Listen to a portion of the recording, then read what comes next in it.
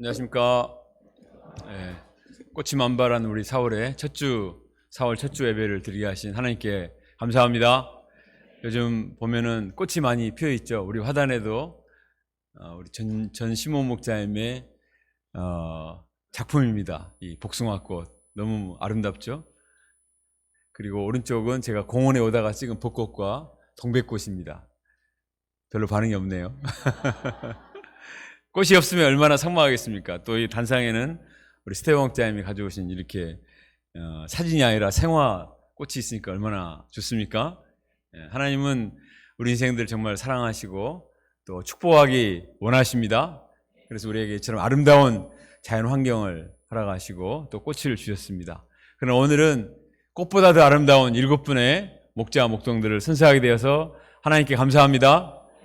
이들을 말씀으로 도와서 이렇게 믿음의 꽃을 피우게 하신 우리 목자님들의 헌신과 수고를 생각할 때 감사하고, 이분들이 장차 예수님의 제자로 잘 성장해서 아름다운 열매를 맺으면 좋겠습니다. 오늘 말씀은 12제자를 불러 세우신 예수님인데, 우리 오늘 목자 목동 선사하시는 이 귀한 분들에게 방향이 되는 그런 말씀이 되면 좋겠습니다.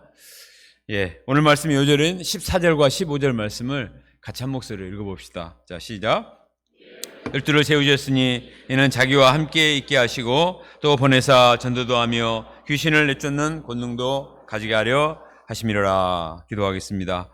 하나님 아버지, 과거에 저희들이 죄로 말미암아 심히 무기력하고 또 육신적이고 참 쓸모없는 인생을 살던 사탄의 노예가 되어서 참으로 하나님을 슬프시게 하는 삶을 살았습니다. 그러나 저희들을 버려두지 아니하시고 하나님의 독생자 예수님을 보내어 주시고 또 우리 목자님들의 헌신적인 사랑을 통해서 우리가 말씀을 공부하고 또 죄인된 자신을 발견하고 예수님 만나 거듭나 새로운 인생을 살게 하신 것을 감사합니다. 하나님 아버지, 저희들을 또한 이 시대의 제자들로 불러주셔서 우리를 통하여서 이 시대에 방황하는 많은 영혼들을 구원하고 원하시는 하나님의 놀라운 섭리와 뜻을 인해서 하나님께 감사를 드립니다. 하나님 아버지, 우리를 향해 부르시는 하나님의 부르심을 우리가 깊이 영접하고 감사하며 순종할 수 있도록 도와주시기를 간절히 기도합니다.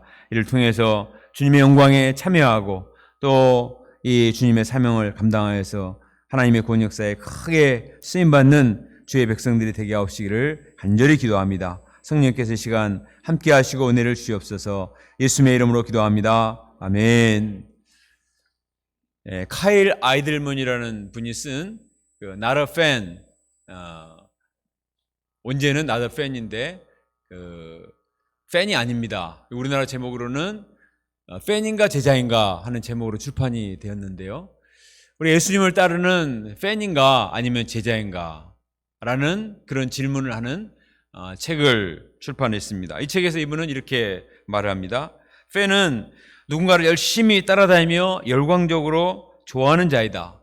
그러나 제자는 스승과 동고동락하며 그와 같은 삶을 사는 자요, 그의 가르침에 목숨을 거는 자이다. 이렇게 말하고 있습니다.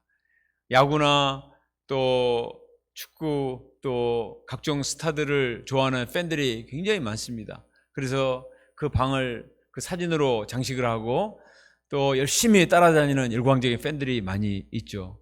그러나 자기가 좋아할 때는 열심히 따르지만 또 자기가 좋아하는 사람이 바뀌면 그냥 미련 없이 떠나고 또 막 비난을 하는 경우도 많이 있습니다. 그러나 제자는 그 자기가 따르는 스승을 함께 살면서 그의 가르침을 배우고 또 그 가르침을 위해서 목숨을 거는 그런 사람이 바로 제자라는 것입니다. 예수님을 따르는 우리가 팬입니까? 제자입니까? 우리는 팬이 되지 말고 제자가 됩시다. 예수님의 제자가 되어서 이 시대에 정말 예수님을 닮은 예수님의 향기를 풍기는 그런 작은 예수들이 될 수 있기를 바랍니다. 오늘 말씀에도 보면 예수님을 따르는 두 부류의 사람이 등장을 합니다. 오늘 본문에 많은 사람이 예수님을 따랐다고 했습니다. 그러나 대부분의 사람들은 팬이었습니다. 자기들이 병이 있기 때문에 자기 집안에 어떤 사람이 귀신에 들렸기 때문에, 문제가 있기 때문에, 배가 고프기 때문에 예수님의 도움을 받기에 나온, 열광적으로 예수님의 도움을 받기 위한 팬이었습니다. 그러나 그들은 자기 문제가 해결되면 그냥 떠나갔습니다. 더 이상 예수님을 따르지도 않았고 기억 속에 남은 한 인물에 불과했습니다. 그러나 예수님은 이처럼 수많은 게 구름처럼 따르는 팬에 만족하지 않으셨습니다. 오늘 말씀에 보면 제자들을 부르셨습니다. 그 숫자는 많은 사람이 아니었습니다. 12명의 소수였습니다. 그러나 예수님은 그들을 부르시고 키우시기 원하셨습니다. 그들이 예수님과 함께하고 예수님과 동거동락하고 예수님을 배우고 예수님의 가르침에 순종해서 정말 예수님의 진리를 실천하는 그런 창조적인 소수가 되어서 어두운 세상을 밝히는 하나님 나라 일꾼이 되기를 원하신 것입니다.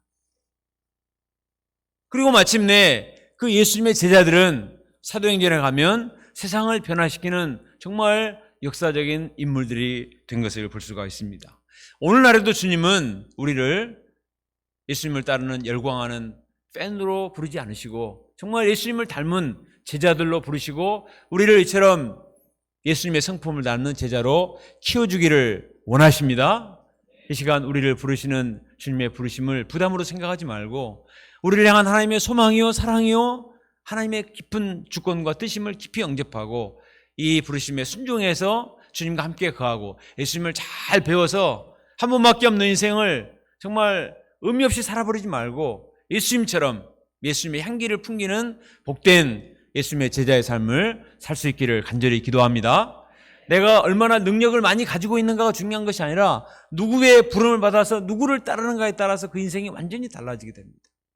우리가 별 볼 일이 없는 존재일지라도 하나님의 아들 예수님을 잘 따르면 점점 성장하여서 예수님의 제자가 될 수 있습니다. 자, 7절과 8절 말씀을 같이 읽어보겠습니다. 자, 7절과 8절 시작. 예수께서 제 아들과 함께 바다로 물러가시니 갈릴리에서 큰 무리가 따르며 유대와 예루살렘과 이두메와 요단강 건너편과 또 드로아 시돈 근처에서 많은 무리가 그가 하신 큰 일을 듣고 나오는지라. 예수님을 향해 나온 무리들이 사방에서 몰려왔다고 했습니다. 큰 무리가 따랐다고 했는데 지도에 보시면 예수님께 어떤 사람들이 나왔느냐? 저 북쪽에서 드로아 시돈에 사는 사람들이 몰려왔습니다. 남쪽에서 예루살렘과 이두메에 사는 사람들도 올라왔습니다. 동쪽에 있는 요단강 건너편에 사람들도 오고 서쪽에 갈릴리 지역에 사는 사람들도 예수님께 나왔습니다. 보세요. 동서남북에 있는 수많은 사람들이 큰 무리가 예수님께로 나온 것을 볼 수가 있습니다. 이것을 보면 당시에 예수님의 인기가 얼마나 컸는가 하는 것을 알 수가 있습니다. 예수님이 이처럼 나온 사람들의 수많은 사람들의 병을 치료해 주시고 그들에게서 악한 귀신들을 쫓아내 주셨습니다. 이처럼 수많은 사람들이 예수님을 향해 나왔기 때문에 사람들이 막 에워싸 밀치기 때문에 예수님은 바다에 빠질 지경이 되어서 제자들을 시켜서 배를 대기시키도록 하지 않으면 안 될 정도로 수많은 사람들이 예수님께로 나왔습니다. 요즘 우리나라 보면 국회의원 선거를 앞두고 정치인들이 열심히 유세를 하고 또 선거에 동원된 그 선거 선전위원들이 많이 있죠. 국회의원들은 한 표라도 더 얻기 위해서 많은 돈을 들여서 선전요원들을 동원하고 아르바이트생을 동원합니다. 혹시 그 아르바이트 이거 안 계신가요? 요즘 아르바이트도 굉장히 비싸다고 합니다. 그런데 예수님은 동원한 게 아니에요. 나오라고 부탁한 것도 아닙니다. 어디 포스터를 붙인 것도 아닙니다. 자기들이 자발적으로 소문을 듣고 수많은 사람들이 자발적으로 동서남북 사방에서 예수님께로 나왔습니다. 얼마나 예수님이 기분이 업되실까요? 요즘은 사람들 모으기도 얼마나 쉽지 않은데 아니 그 어려운 시대에 자기 스스로 이렇게 수많은 사람들이 몰려왔으니 정말 오늘날 정치인들이라면 굉장히 어떤 정치적인 야심을 가질 수도 있을 것입니다. 그러나 예수님은 이런 사람들의 인기로 휘둘리지 않으셨습니다. 예수님 구체로 수많은 사람들이 왜 나오는가? 그것은 질병으로 고통하고 귀신들로 고통하고 자기 스스로는 도저히 해결할 수 없는 문제를 안고 예수님께 나왔기 때문에 이들의 문제만은 그 아픔을 생각할 때 너무나 마음이 안타까우셨습니다. 질병으로 고통하고 귀신들로 울부짖는 것을 보고 심히 마음이 아프셨습니다. 더구나 약문이들의 목자가 되어야 될 종교 지도자들이 백성들이 아프면 전혀 무관심하고 자기들의 유익만을, 자기들의 기득권만을 유지하고자 했기 때문에 예수님은 너무나 마음이 아프고 안타까우셨습니다. 13절에 보면 이때 예수님은 산에 오르셨다고 했습니다. 예수님이 피곤해서 머리를 식히기 위해서 등산을 가신 것이 아닙니다. 동일 본문인 누가복음 6장 12절에 오면 예수님은 산으로 가셔서 밤이 맞도록 하나님께 기도를 하셨다고 쓰여져 있습니다. 밤이 새도록 간절히 기도를 하셨습니다. 왜 예수님이 기도를 하셨을까요? 이렇게 수많은 사람들이 몰려오는데 이들에게 두신 하나님의 뜻이 무엇입니까? 내가 어떻게 이들을 감당해야 됩니까? 수많은 사람들이 귀신 들려 고통하고 질병으로 아파하는데 종교 지도자들은 종교 경찰이 되어서 도와주기는커녕 감시하고 할 수 있으면 예수님을 잡아 죽이고자 하는 이런 상황 속에서 내가 무엇을 해야 됩니까? 하는 마음으로 하나님께 간절히 묻고 하나님의 지혜를 구하셨을 것입니다. 간절히 기도하시는 예수님의 눈에는 백성들을 향한 불쌍히 여기는 마음 때문에 목자의 심령에 눈물이 흘러내렸을 것입니다. 밤이 새도록 기도하신 예수님은 이제 새로운 방향을 잡으셨는데요. 우리 13절, 14절 말씀을 다시 한번 읽어봅시다. 예수님은 무슨 방향을 잡으셨는가? 시작. 또 산에 오르사 자기가 원하는 자들을 부르시니 나온지라. 이에 12를 세우셨으니 이는 자기와 함께 있게 하시고 또 보내사 전도도 하며. 예수님은 이 수많은 사람들을 보며 그냥 기뻐하는 것이 아니라 자기가 원하는 자들, 평소에 마음에 두고 있었던 자들을 부르셨습니다. 그들은 12명의 소수의 사람이었습니다. 12이라는 숫자는 이스라엘 12지파를 상징합니다. 하나님께서 모세를 통해서 출애굽 역사를 이루실 때 이스라엘 12지파를 통해서 출애굽 역사를 이루셨습니다. 예수님은 이 땅에 오신 새 모세가 되십니다.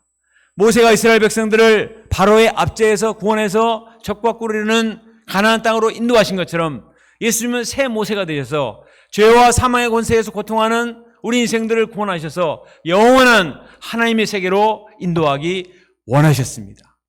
모세가 12지파를 세워서 구원의 역사를 이룬 것처럼 예수님께서도 12제자를 세우셔서 이제 새 이스라엘의 역사를 이루기 원하신 것입니다. 새 이스라엘 역사를 이룰 새 역사의 역군들로 부르셨습니다. 누가복음에 보면 이 12명을 사도로 세우셨다 이렇게 말하고 있습니다. 사도는 보내심을 받았다 하는 뜻입니다. 엠베세더, 대사라는 뜻이에요. 예수님은 12명의 제자들을 하나님 나라의 대사들로 임명하셨습니다. 대통령이 각 나라의 대사를 임명하여 파송하면 그 대사는 대통령의 권한을 대행합니다. 그만큼 그 직분이 영광스럽죠. 이제 12명의 사도들은 하나님의 뜻을 받들어 하나님 나라를 건설하는 거룩한 사명을 감당하게 될 것입니다. 얼마나 영광스러운 직분입니까? 오늘 7분의 목자, 목동들이 선서를 하게 됩니다. 그전에는 이분들이 연약한 양들이었지만 이제는 예수님의 제자요, 하나님 역사의 동역자요, 하나님 나라의 대사들이 되었습니다. 대통령이 임명은 하지 않지만 그러나 하나님께서 이들을 세우십니다. 이제 여러분들은 오늘 목자 목동 선서 하신 분 손들어 보시기 바랍니다. 여러분들은 이제 하나님의 세움받은 하나님 나라의 대사인 것을 영광스럽게 생각하시기 바랍니다. 손대사, 또 유대사, 박대사, 우리 하나님께서 나 자신을 이 시대에 하나님의 말씀을 증거하는 영적인 대사로 임명하셨다는 무한한 자부심을 가지고 이런 정체성을 가지고 믿음의 삶을 살 수 있기를 원합니다. 예수님께 제자들을 부르실 때 시험을 보지 않으셨습니다. 대단한 사람들, 탁월한 사람들을 선발하지 않으셨어요.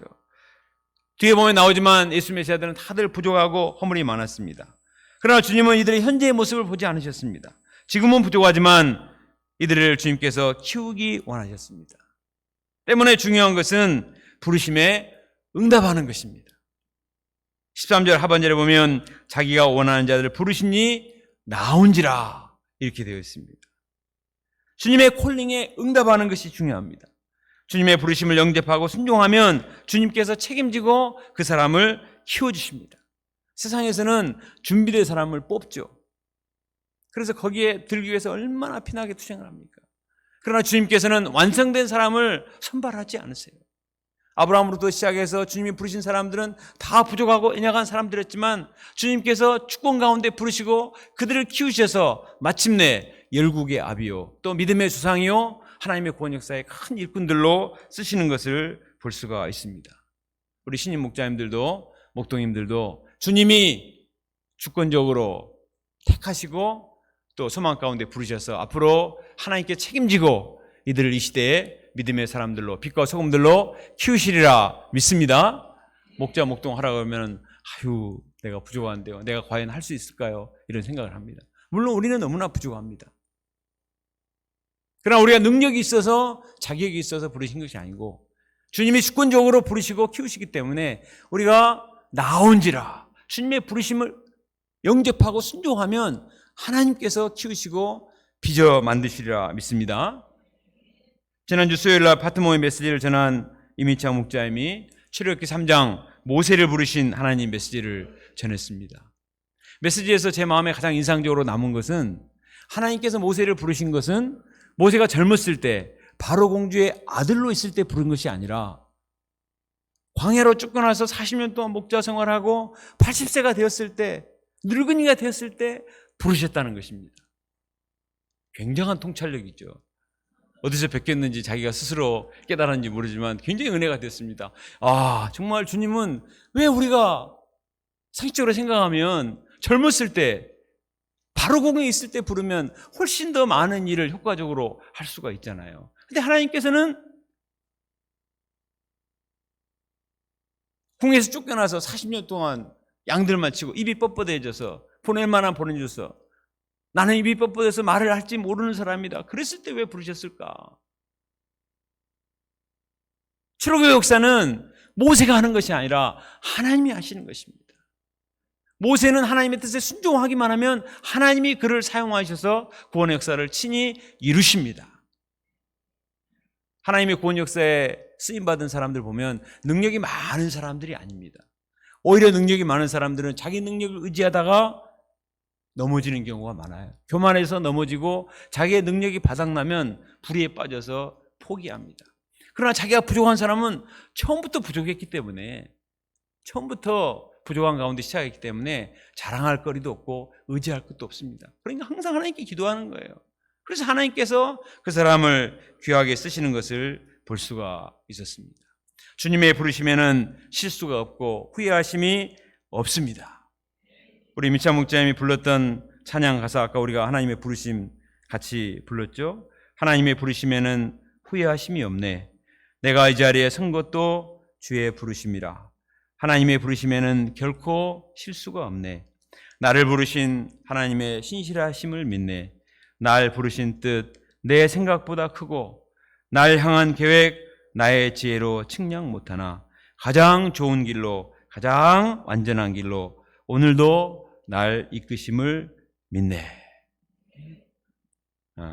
주님의 부르심을 받은 모든 분들이 하나님의 완전하신 뜻과 계획과 부르셨고 또 앞으로도 한 걸음 한 걸음 인도하실 것을 믿고 끝까지 순종하여 나가서 주님의 크신 은혜를 체험할 수 있기를 간절히 기도합니다.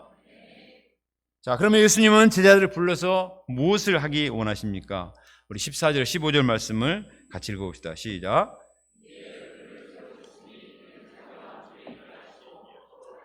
전도도 하며 귀신을 내쫓는 권능도 가지게 하려 하심이라. 세 가지를 생각을 해보겠습니다. 예수님이 왜 12제자를 부르셨는가?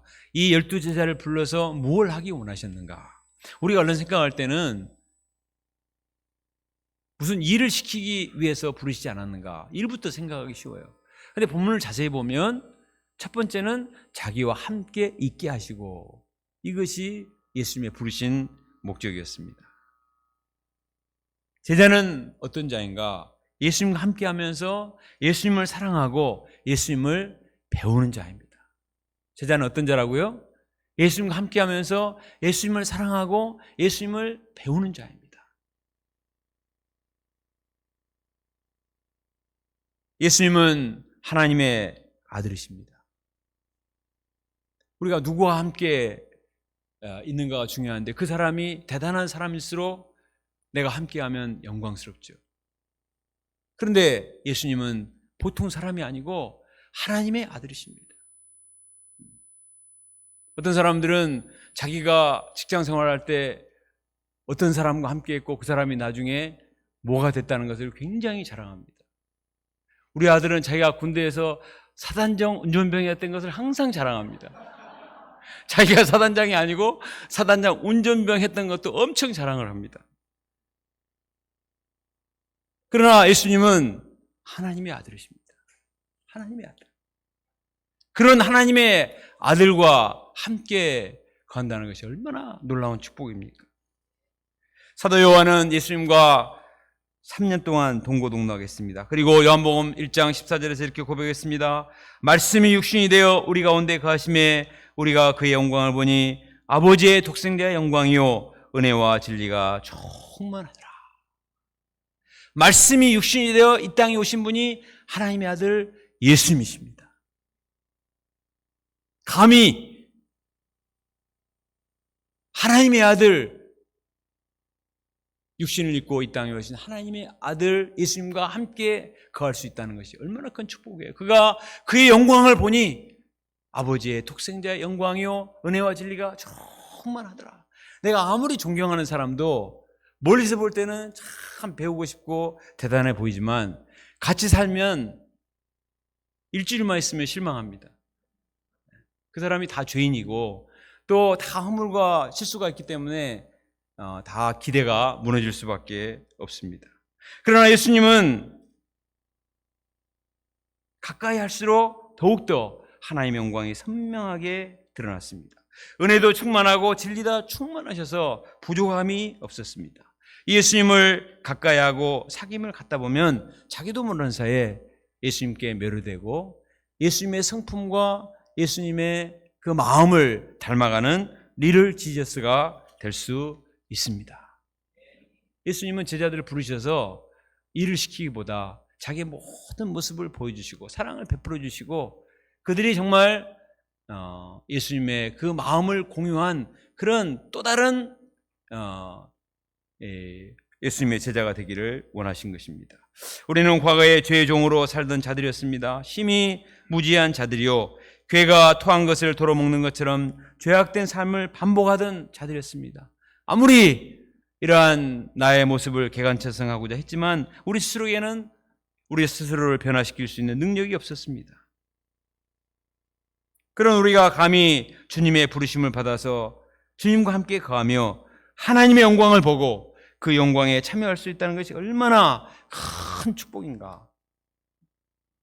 우리가 감히 주님의 부르심을 받아서 주님의 영광에 참여할 수 있는 큰 축복을 주신 하나님께 감사를 드립니다. 지난주에 우리 UBF 소식지가 나왔는데 읽어보셨나요? 사진만 보지 마시고 읽어보세요.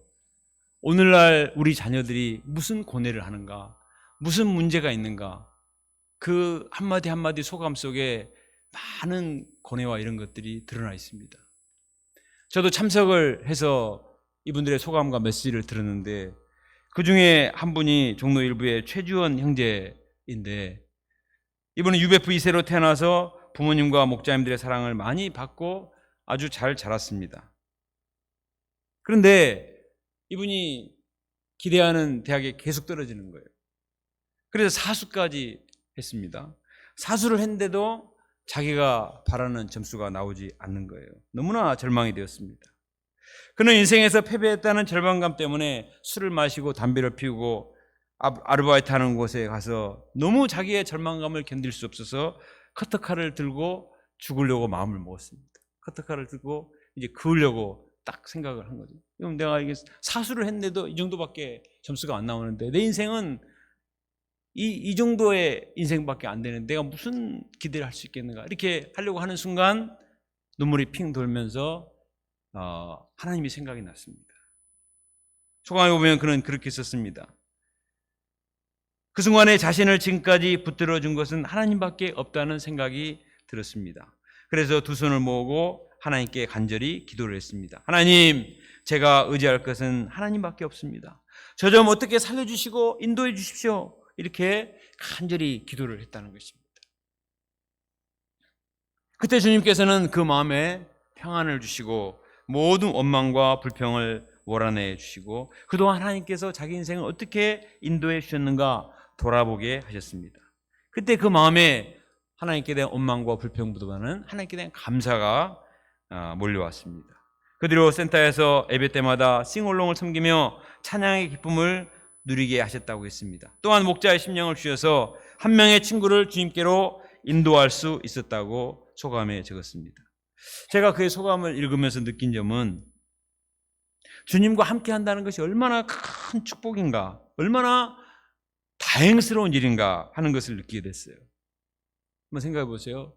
정말 그 4년을, 다른 사람은 대학 4학년이 될 즈음인데 4년을 계속 공부하면서 실패하는 가운데서 인생의 나락에 떨어졌을 때 얼마나 절망이 되었겠습니까? 인생의 깊은 절망의 순간에 카타칼로 죽음을 선택하고자 했던 그 손이 하나님께 기도하는 기도의 손이 될 수 있었던 것은 그가 주님 안에 있었기 때문입니다. 부모님이 그를 위해서 기도했고 그가 제대로 하나님께 예배드리는 생활을 잘 하지 않았다고 생각했지만 그러나 그는 이미 주님 안에 있었기 때문에 자기도 모르는 사이에 손을 그을 수 있었던 그 손이 하나님을 찾고 기도한 손으로 바뀌었다는 것입니다. 저는 여기서 정말 놀라운 걸 생각하게 됐습니다.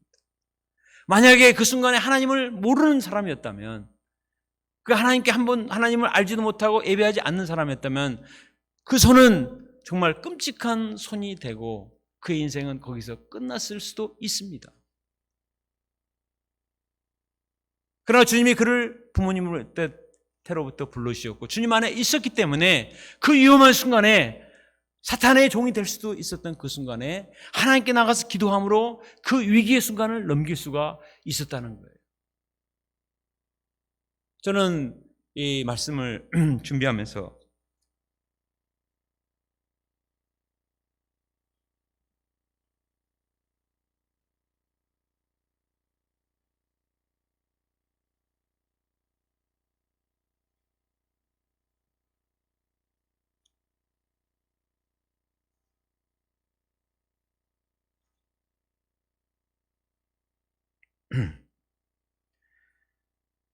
주님이 우리를 함께 하게 하시기 위해서 불러주셨다 하는 사실이 큰 은혜가 되었습니다. 이전에는 예수님의 제자의 부르심하면 주님이 우리를 부르셔서 사명을 감당하고 많은 열매를 맺게 하시기 위해서 부르셨다, 여기에 많이 꽂혔어요. 그러나 이번 말씀 묵상하면서는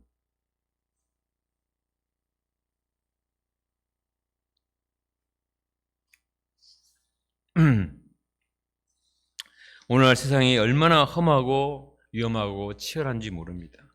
얼마나 유혹이 많고 위험합니까? 이런 세상 속에서 우리가 그냥 하나님도 알지 못하고 세상에 던져지면 사단의 밥이 될 수밖에 없습니다. 우리도 마찬가지고 우리 자녀들도 마찬가지고 양들도 마찬가지예요. 이 치열하고 험한 세상에서 어떻게 살아남습니까? 실력과 능력만을 인정하는 세상 속에서 그 능력을 인정받지 못하면 이 사람같이 될 수밖에 없어요. 그러나 주님께서 우리를 불러주셔서 우리 함께 하신다는 것은 우리를 보호해 주시고 우리를 케어해 주신다는 의미입니다. 악한 마귀 사탄으로부터 온갖 위험과 유혹으로부터 지켜 보호해 주시고 우리를 케어해 주시고 우리를 사랑해 주시고 우리를 키워 주신다는 것입니다. 왜 주님은 우리를 부르셨는가? 우리를 통해서 어떤 비즈니스를 하기 원하시는 것이 아니에요. 우리를 통해서 무슨 예수 믿는 자들을 많이 늘려서 무슨 대단한 역사를 이루기 위해서 부르신 것이 절대 아닙니다. 예수님이 그렇게 하셨다면 제자들이 너무나 실망스러웠기 때문에 예수님이 그들을 버리셨을 거예요. 그러나 예수님은 한 번 택하신 자들을 끝까지 감당하시잖아요. 또 찾아가시잖아요. 예수님 왜 부르셨는가? 함께 있게 하기 위해서, 사랑하기 위해서. 우리가 자식들을 왜 낳습니까? 나의 꿈을 대신 이루기 위해서. 그런 부모도 있습니다. 그러나 그것은 좋은 부모는 아니죠. 함께 있고 사랑하고 사랑하는 것입니다. 그냥 사랑하고, 그러죠? 네. 하나님, 주님께서 우리를 부르신 1차적인 목적은 함께 하시기 위해서입니다. 제자가 무엇에 힘을 써야 되는가? 주님과 함께 하기에 힘을 써야 돼요. 말씀이신 예수님을 가까이 하고, 말씀을 가까이 하고, 주님을 사랑하고, 주님을 찬양하고, 주님께 감사하고, 힘들면 주님께 나가서 고백하고, 토로하고. 하나님, 너무 힘들어요. 죽겠어요. 저 좀 살려주세요. 저를 도와주세요. 저의 손을 붙잡아 주세요. 그러면 주님께서 우리에게 힘을 주십니다. 지혜를 주십니다. 위로해 주십니다. 평안을 주십니다. 주님께서 이처럼 우리를 사랑하시고 함께 하시기 위해서 불러주셨다 하는 사실이 얼마나 큰 힘과 위로가 되는지 모릅니다.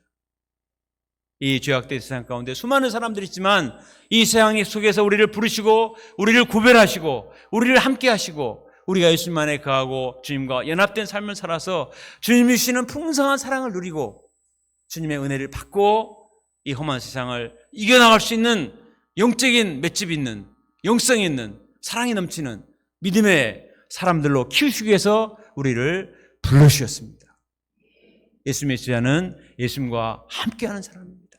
할 수 있는 대로 주님 가까이, 말씀 가까이 주님과 함께함으로써 예수님의 풍성한 은혜와 사랑을 받아 넘치는 예수님의 제자가 될 수 있기를 기도합니다.